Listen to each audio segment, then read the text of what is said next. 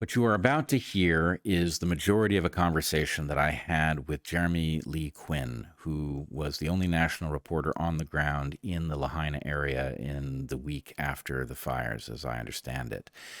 It was an excellent conversation. Unfortunately, it was marred by technical difficulties that caused the audio on Jeremy's side not to be recorded for the first 20 minutes or so. So the conversation will start abruptly midstream. I think it is still well worth a listen.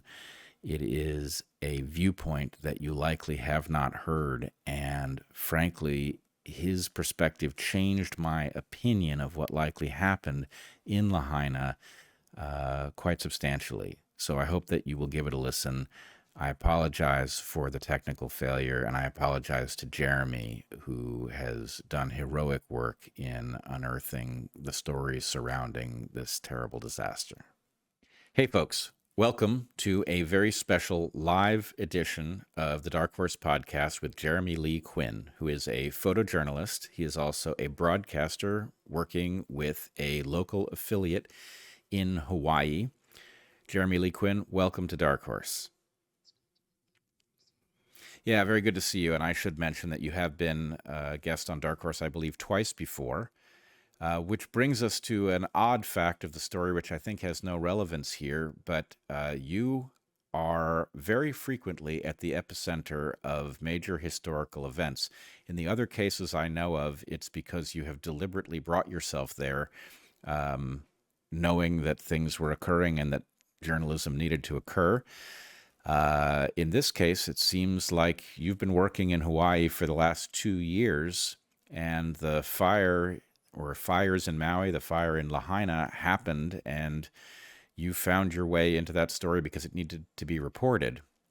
The chaos that has come with the response is indicative of only that chaos. And you can imagine in the circumstance that unfolded, right? You've got fires springing up, people in charge of dealing with fires, don't know how many there actually are. They know about the fires that are reported. They don't know about what fires they may be about to be surprised with. They have to divide resources across these things. It is quite likely, to my way of thinking, that they would have divided resources in ways that might not actually be defensible. In other words, if you have wealthy people's land threatened and other people's land threatened, and they make a decision to try to preserve the wealthy folks' homes, that's not defensible as far as I'm concerned. But it's not something that would surprise me if it had happened, and therefore it would create a reluctance to just simply open the books and explain how everything occurred. But there are confounders here, because remember, we're dealing with an 1,000-acre fire over in upcountry, the estate country as I described it. It's 1,000 acres. How big is the flare-up? Is it even a couple acres? So, yes, fire moves very fast when it's hit by 65-mile-an-hour wind gusts. Extremely dry conditions. Maui, I have always lamented how, especially on that side, it is extremely dry. This island, it can be, especially during the summertime. And it reminds me, I'm from California. And so it reminds me of the driest conditions that I have grown up with in California wildfires that, quite frankly, I was very happy being away from. In my career, Tahoe fire, just all kinds of different fires that I've had to be at. So there is that confounder, which is they put their resources on the bigger fire, not necessarily the fire with the richest people. Now that said, I am the one who has been grilling the county, and they would not call on me at the first press conference because I'm a pain in the ass. And I issued my questions to every agency saying, tell me the timestamp that the emergency evacuation order was given. If they were to truthfully answer that, the evidence that I see points that the timestamp of the emergency order was 6:40 in the morning. And then at 9 a.m., it was declared 100% contained. Therefore, I have seen no evidence, and I'm going to get a chance to ask the mayor this directly coming up very soon. I've seen no evidence that a second PM afternoon order was ever issued, and the Facebook posts characterize the people as self-evacuating, evacuating on their own. It never says that an order is given. Already by the 4 o'clock and 5 o'clock hours, Lahaina is being choked by this enormous cloud. I get more video in day by day, and it quickly just succumbs to being a inferno. Okay. So I would say I I don't I don't have expertise in firefighting. I, like you, am a Californian, and so I've been through many fire seasons and watched things done well, done badly, and everything in between. But there is a question, of course, as to whether or not to prioritize the biggest fire, whether to prioritize the fire that's closest to the densest population. Those are tricky calculations. And in a context where you have these tremendously powerful winds, you have emergencies springing up in various places. And as you point out, you have these natural bottlenecks that come from the fact that there aren't very many ways in and out. Right. And so it is easy to imagine that small amounts of incompetence turn into calamities very easily with the fog of not war here, but the fog of an ongoing emergent disaster. So that has the potential to explain a lot. There Well, is also the oh, go ahead. I can explain a little bit from my point of view. I only know what I've seen, who I've talked to. On Thursday in the evening, I'm sorry, I got to back up to August 8th, Tuesday. So this is the hours of the fire between 4 and 6 p.m. where Lahaina essentially is consumed. I'm on the Big Island in a district called North Kahala, just north of Kona. I will post some video of, I just found my outtakes, as it were, where I'm shooting my stand-ups, as we call it, where your reporter is just standing there. Now, I'm a one-man operation. My camera is in the SUV for the affiliate that I work with on a tripod inside the SUV, shooting through the window, and I'm speaking through a wireless mic. That's because it wouldn't last a second if it were outside on the sticks. I am recording, and I'm being just blown about, and at times I physically moved by these winds. If you open a door and the wind catches it, your car door can go off its hinges. You feel that happening.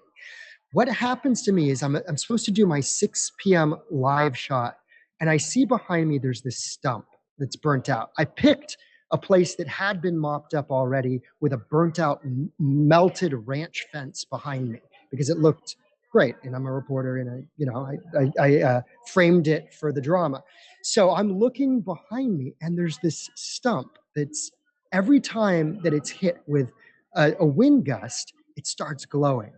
It's black, and then it's glowing. I look back again, and then I see embers. I look back a third time, and all of a sudden the grass line, a dry grass line that shoots, back several yards, is on fire, and it's smoking, and it's right behind me. I get the call, okay, we're going to have you in 3 minutes. No, you're not going to have me in 3 minutes. I'm shutting down the shot, and not just for my safety, I have to find somebody. That is what was on my mind. I went to the last point in that subdivision known as Kohala Ranch, where I had seen a fire engine, and my heart dropped because it was gone. It was not there. Now I am navigating just one street in a subdivision of 3 ranch blocks, trying to find somebody. I see a pickup truck. I hail the guy down. I say, the place with the melted fence? You guys got a flare? There's a flare up. He thanks me profusely. He's the ranch manager. He's on a walkie-talkie. He radios the fire department. Keep in mind, I have 0 bars through this while I'm driving.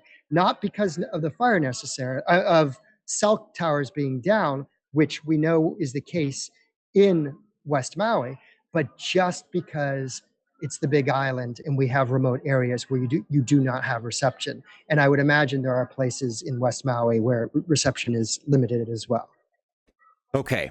So uh, I hear a recipe for disaster, I hear a recipe for theorizing about nefarious intent that unfortunately maps onto that disaster landscape.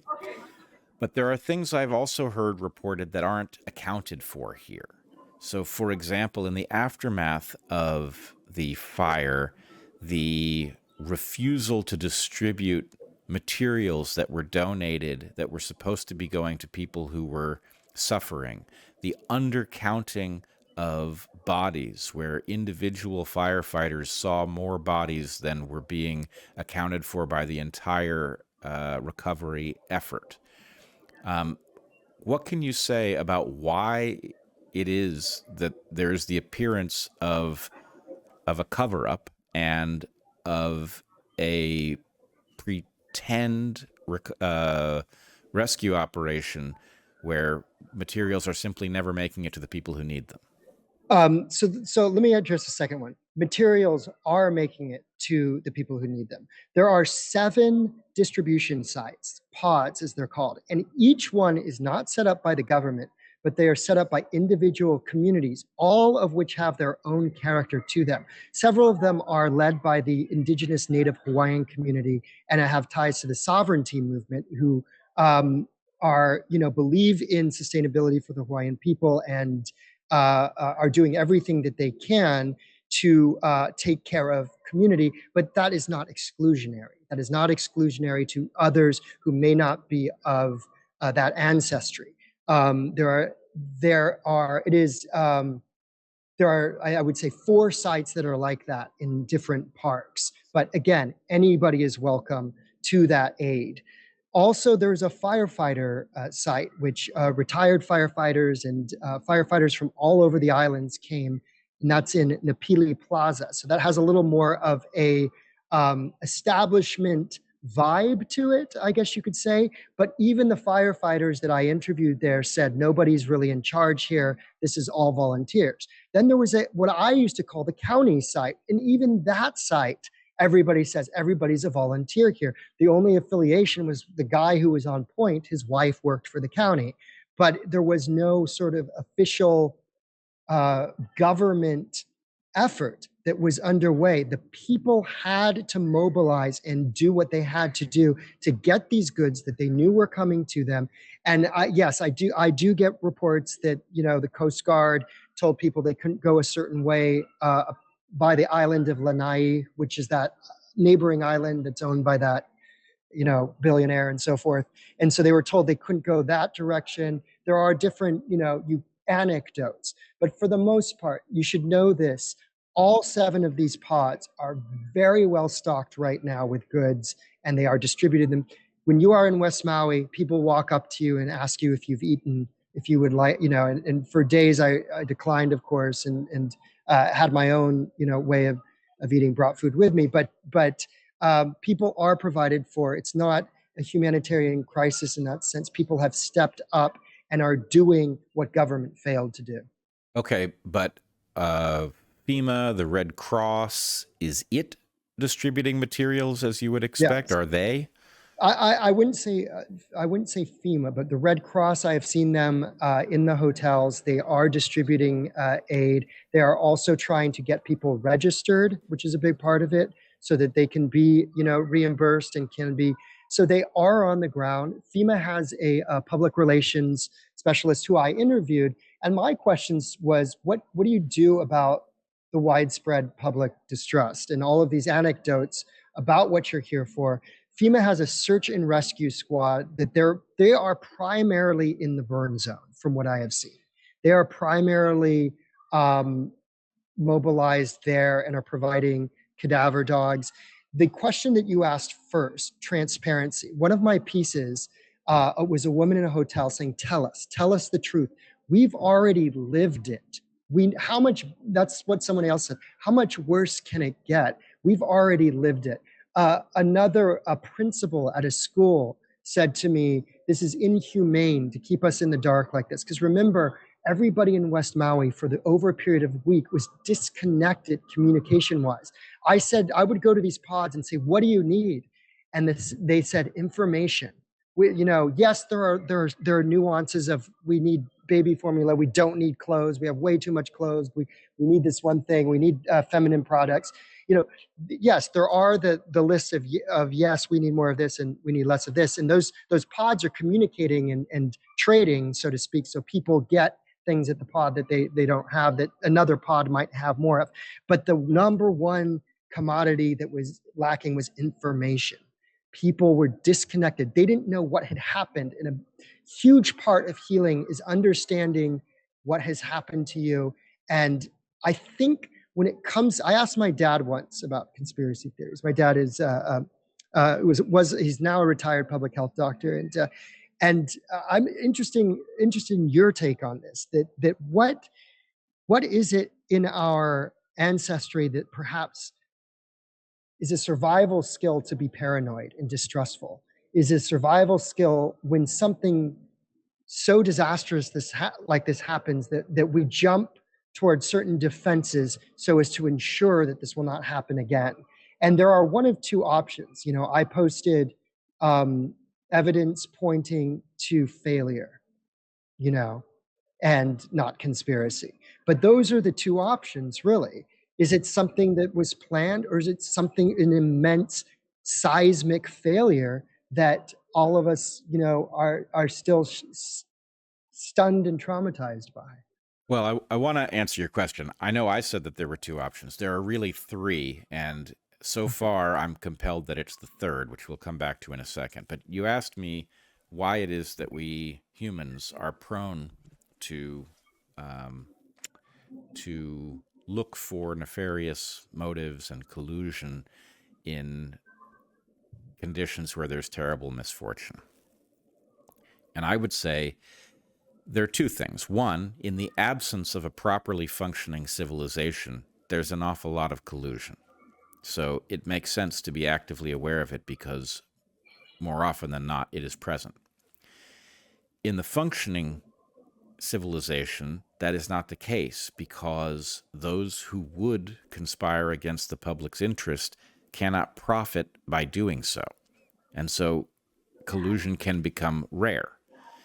The problem is we are living in an era where capture has disrupted all of the things that would allow us to figure out what's taking place and has enabled those with the power to collude well to transfer well-being from other people to themselves. So, especially having just been through COVID madness and watching collusion at so many different levels simultaneously, it's hard not to feel that those forces are liable to be lurking behind any great misfortune. And believe me, if they were in this scenario, I wouldn't be shy about contemplating it. I think there are people just plain cold enough to inflict this much misery if it benefited them sufficiently and they thought they could get away with it. I don't put it past them.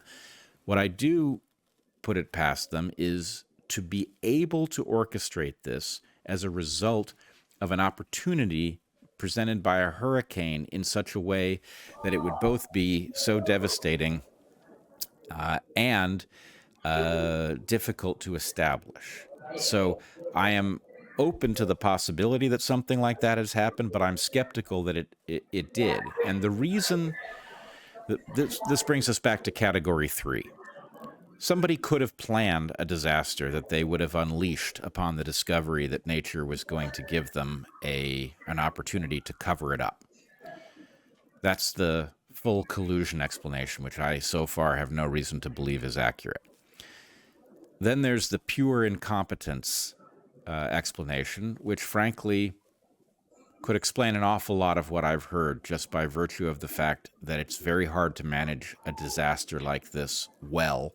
And it's very easy to Monday morning quarterback the errors. And the errors were compounded by people making bad calls and fearing that they would be exposed or who knows what. But the third possibility, which I think is so far what I think is most likely, is you had an organic disaster that will predictably have had, there will be somebody who was warning that Lahaina was a tinderbox and that all it was going to take was the wrong set of weather circumstances and, down power lines to unleash a firestorm that wouldn't be controllable. They will have been ignored. That's almost always true in the cases that you have a disaster like this, where somebody saw the potential and it was much easier to ignore them than listen to them. But then the thing that really makes this difficult to sort out is the fact that there clearly are opportunists who live by this mantra: never let a good, what do they say? Never Disaster let go a to good waste. crisis go to waste. Crisis. And we obviously have people doing land speculation, which is absolutely ghastly in light of the disaster that has unfolded, but Yeah. it's obviously happening. That speaks to a willingness to find fortune in the tragedies of other people. So when you see that, when you see people willing to look at this through that cold lens, willing to take advantage of this opportunity, and you wonder, well, what else would they have been willing to do? The fact is, I think it would be lovely if we could take off the table that this was an evil beyond what humans would have endeavored to create, and that's just simply not true. The But willingness to do it is probably something we can establish, but the opportunity to do it isn't so clear. well, this land is ruined. There's no incentive. It's a complete loss. It's a town that had so much history and was so vibrant, and it's just gone. It's leveled. And it will take decades until it's something else again. There's just I don't see any logic in that, and it hasn't been beneficial for me to entertain any kind of, I said I get these texts all the time, but you cannot fake this level of incompetence. That's the other thing. When it came to the tsunami warning system, the woman that I interviewed in the hotel, the evacuee, she said, we have these go off every month. And anybody who's lived on Oahu or the Big Island or Maui knows that these systems go on all the time. The director, who is now resigned, his explanation was that would be an indication to seek higher ground. And he didn't want people, per the protocol, to be seeking higher ground and going towards the fire. Now, he was disconnected to the reality of the cell phone videos, what we see in the videos, which is a big, dark, black cloud hovering over Lahaina. It was very obvious where the fire was and where you needed to move away from. So when I presented his rationale to the evacuees, to the survivors, they said, we knew where we needed to go, away from the fire that was about to rain terror, essentially, and destroy all of Lahaina. It was obvious where they needed to go, but what those sirens would have done was woken people up and quickly mobilized people uh, much sooner. In the 4 p.m. hour, if those sirens were off, people wouldn't have been standing in line at Safeway or in an orderly manner wait to pay for, not wanting to loot, but people were waiting in line at Safeway to pay for water because they knew they needed to stock up on water and goods because they would be in an evacuee situation. So those sirens would have done a lot, I believe. Also, text alerts wouldn't have come in then, but they would have come in the aftermath. And they would have come in the days after, when all of West Maui was left on its own in the dark for a week. So the missteps and the incompetence that I have witnessed and that I have challenged is too real to be faked, in my opinion. Yeah, I hear you loud and clear. And let's take that decision not to fire off the tsunami warning. Right. On the one hand, I understand what the residents are saying, which is, we're not dumb. The evidence was clear.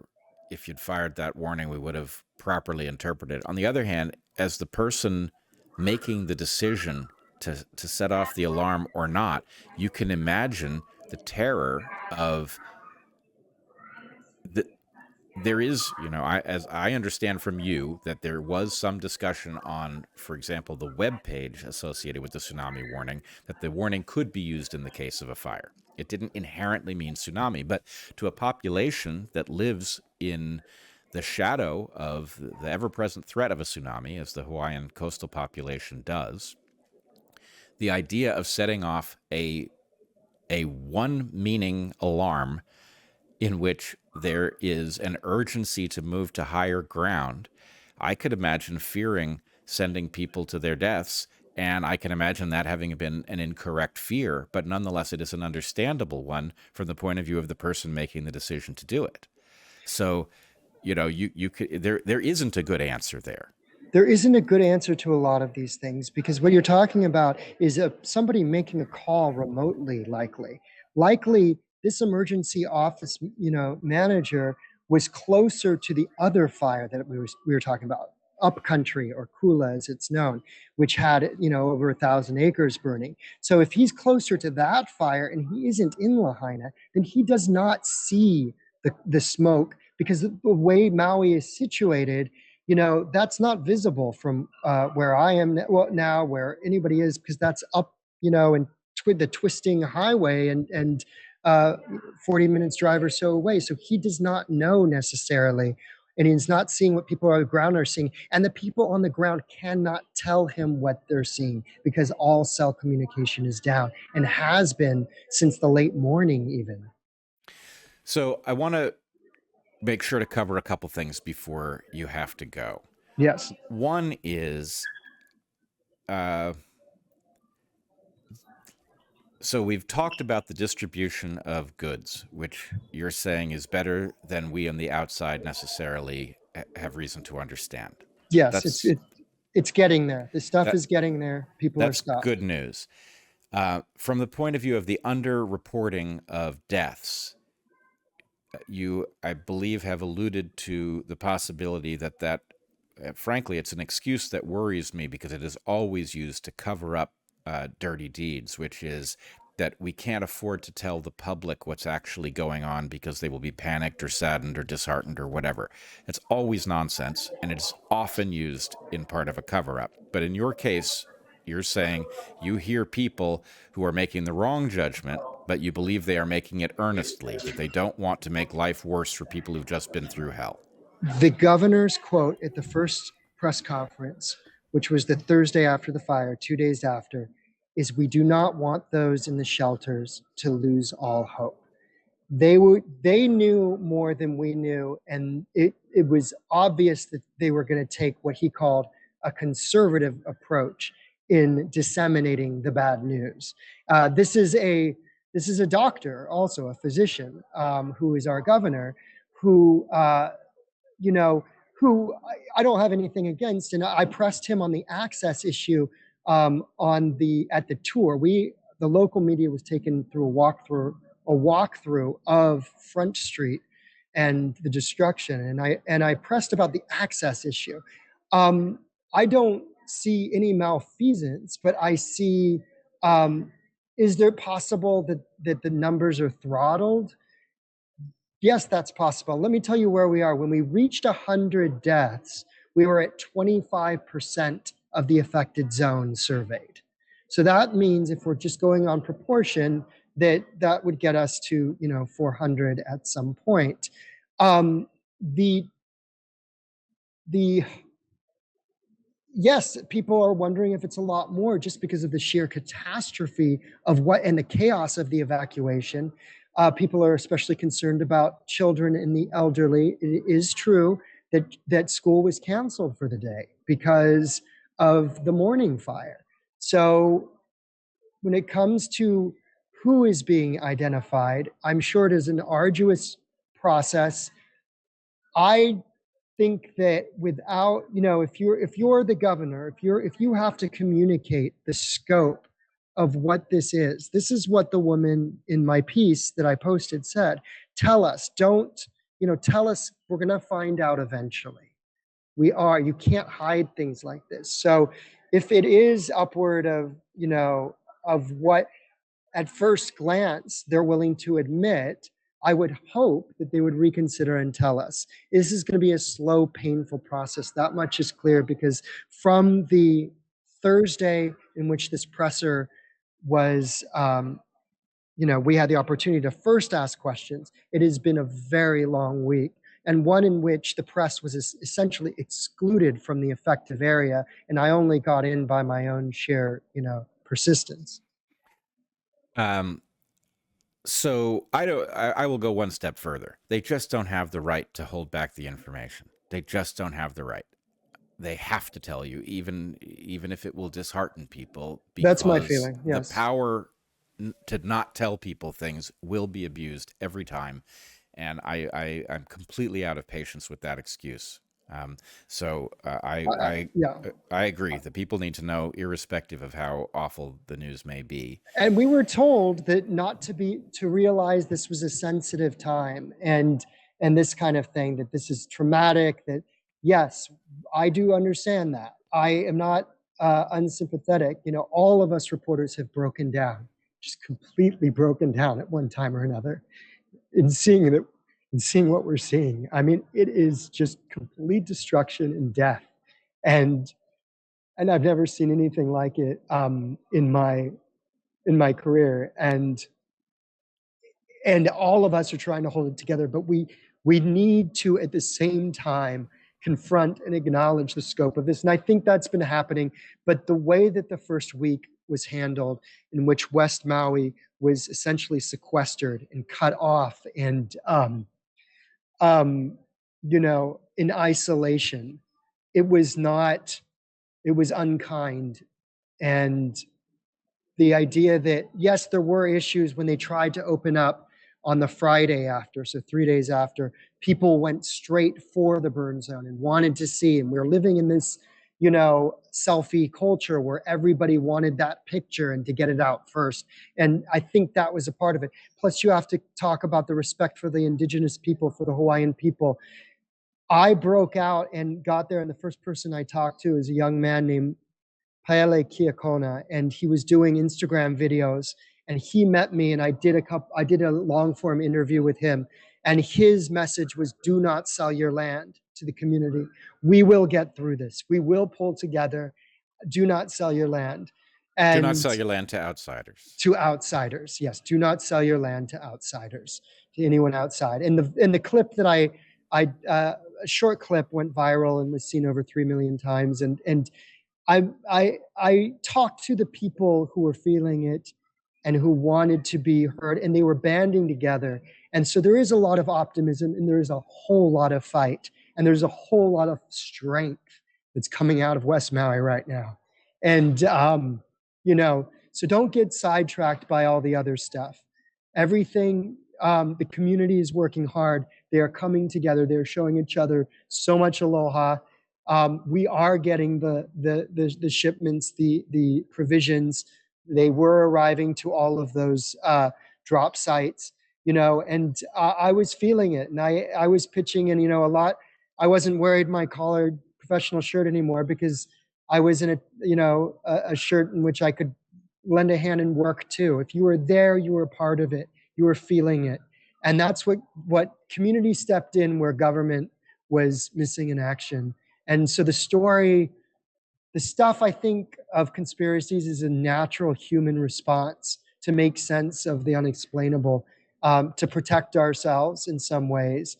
But there's a bigger story here, with, I think, a less cartoonish villain, which is our own inability to accept things and to admit our faults, our mistakes, our missteps. I mean, imagine being the person who made the wrong call on that day and what they're living with right now, So there's a bigger story that's more human, and that doesn't have a cartoonish villain, but has people who are working hard, who are banding together, and who are surviving.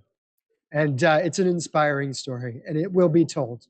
All right, that's I think an excellent summation, and I'm tempted to leave it there, but I want to make sure to cover these other two things because I think they are important. The story that people were trapped on Front Street, that the police themselves were forbidding people to leave, and that this caused many to burn alive in their cars, has a very ominous ring. I will I, say, oh, go ahead. Tell me yeah, what you I don't know. have a lot of time, so I'll dive right into it. I just addressed this morning. I met with several people who were there. So I got, and what it all comes down is to the logistical understanding of Lahaina town. Okay. Remember, I characterized West Maui like this. Lahaina is here. You go on the highway, right, to Lahaina. The highway would technically continue into Lahaina and through Lahaina, but there's a bypass. There's what, for all practical purposes, what we call a highway that goes around Lahaina, called the Lahaina bypass. That's where the fire. Remember, the brush fires were up here, and they jumped the bypass at 3:30 p.m. according to Maui County's alerts. Now, that bypass would be the only way, not the only way. So if you're at where Front Street ends and those people are fleeing north, Front Street goes to the highway. Front Street and the highway are parallel, the highway that goes through town, right? Then Front Street keeps going and then eventually meets up with the highway up here. And then you go to those northern communities that I were talking to, Kaanapali and north of. So if you're looking north to your destination, I want to describe this. This is so important, and it's a visual understanding. You have two shopping malls, one on your right, one on your left. The one on your right, as you're looking north, is called Lahaina Gateway. That's where I'm going to for the mayor's presser in just about 5 minutes. I have an hour drive, but on the other side is called the Cannery. That's where the Safeway was, where everybody was in line. And then it's not to get out of these malls, they don't have multiple entrances and exits. And the Lahaina Gateway only has one in and out, which is just like, what? So you have these two malls side by side. You have your route of exit, which is called Honoapilani Highway. Honoapilani Highway had fallen power lines. Remember, 29 energized power lines went down during this sequence of the Lahaina falling. So you have no good options in some way. You could go the bypass, and the police could send you around to go back to what you call Kahului, the main part of Maui, but then they're sending you to where the fire was and where the fire jumped. We don't know if that's burned out, if the police send you up the bypass and around. They're sending people south on the highway if you're on the other side of the fire. Sure, that's another whole evacuation scenario. But the northbound evacuation scenario, I have determined you had no good options. You had the bypass, you had forward through the down power lines, or you had Keave Street, which is the street that leads to the bypass and goes towards the water. And yes, I've confirmed with several that that's where police were sending people back towards Safeway, down Keave Street towards Front Street, which then added to the backup on Front Street all the way into town and made Front Street impassable. But that's as police were reluctant or unwilling or were under the orders, I do not know which one, to send people through the power lines on the highway or to the fire on the bypass. Got So it. again, these are incredibly difficult decisions, which, hindsight, the person I interviewed said, yes, hindsight is 2020, but there were three difficult routes. But he did say, I don't know why you'd want to send people back to Front Street. The quickest route of egress was the highway. Even if there were down power lines, people were still going and they were getting through. They were braving it. They knew that was their quickest way out. And as the fire became more and more ominous and began to bear down on Lahaina town, people did take that highway through the power lines. So, what I get from this is the town, the way it was set up, and the climate and the environment made it into a death trap. And what unfolded was the unfortunate consequence of the fact that people were left with no good option, as you describe on Front Street. No good options given the absence of warning and preparation. Okay. The last thing I want to ask you, and in some ways it's the most important. I know you from prior stories that you've covered, including January 6th, where you, as a reporter, were actually in the Capitol. Um, is it fair to say that if you had the sense that what was going on here was the result of premeditated skullduggery of some kind, I'd if be all this, over it if that was the case. I you mean, would be all over it? let me tell you, I mean, just to get to where I needed to go to tell the story of the people of West Maui and what they've gone through and the pain, the suffering, the trauma that they're dealing with, I had to break away in a very unconventional way. We were taking on a tour. First of all, I was not very did not feel very welcome on the press convoy, even though I'm local media. There was, in my opinion, not I was not so welcome that morning. I feel I ended up having to catch up to the convoy. Then it turned out I was in front of the convoy.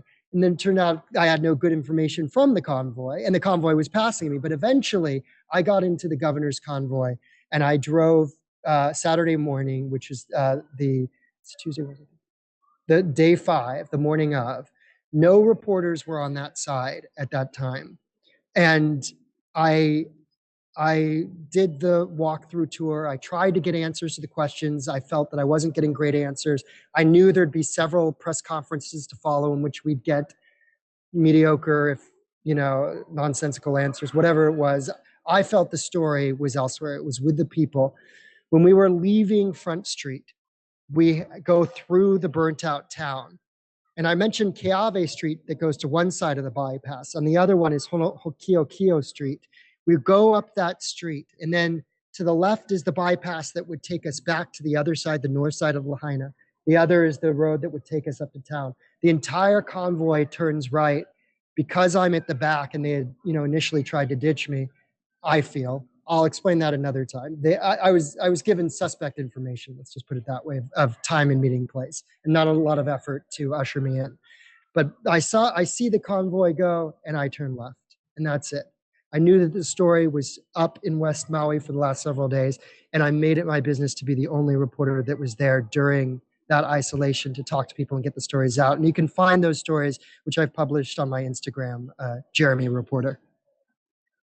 All right, Jeremy Lee Quinn, I know you have to go. I've Good got to go. luck on your mission. I really appreciate what you've put into reporting this story, and I know that if the evidence shows up that says there's some other explanation, that you will be all over it, and I will also be very interested in broadcasting it and making sure people hear it if that evidence exists. But until then, people should be careful not to overinterpret what they've heard in a disastrous situation, because it would in some ways be easier if there was a villain. I think so. A cartoonish one, and the villain that the mistakes and that people are unwilling to look at and face up to is much more real and tells a much different and much more important story for leaders in ages ahead to learn from, I think. That's very well said. All right, Jeremy, good luck and Godspeed. Thank you.